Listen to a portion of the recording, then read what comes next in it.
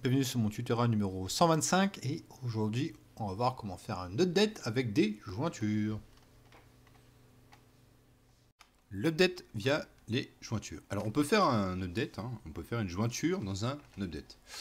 Je vais vous montrer ça. Alors USBDD comme d'habitude. Donc j'ai créé deux tables, une table T1, une table T2 et on insère à l'intérieur de ces deux tables des valeurs très simples. Value premier, second, troisième, quatrième. Et dans la deuxième on met premier, second et à la dit numéro 3, cinquième et sixième, on met cinquième et sixième. Donc, quand on donne les deux select, on voit que 3, 4, troisième, quatrième, là c'est bon. Par contre, on va updater la table T2 qui a au numéro 3 le cinquième et au numéro 4 le sixième. Donc on va essayer de mettre troisième et quatrième.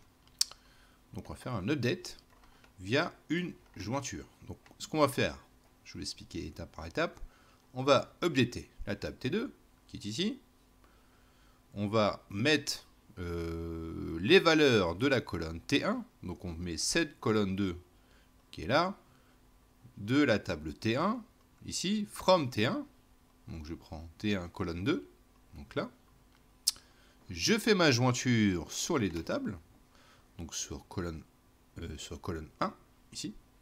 Et sur colonne 1 aussi, de T1 et de T2. Where colonne égale T2. Donc T2 ici. 3, 4. Donc on va updater ces deux valeurs. D'accord? Donc il y a, quand on fait un update sur une jointure, il y a bien le from qu'on rajoute. Parce qu'il faut lui dire à partir de quelle source tu veux updater les champs.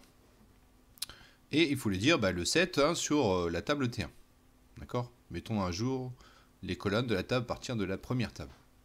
Donc il y a table T1 ici. D'accord? Qu'est-ce que ça donne? Deux lignes affectées.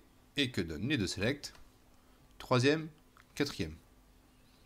D'accord? On voit que c'est pas une syntaxe très compliquée, mais il y a des personnes qui partent dans les...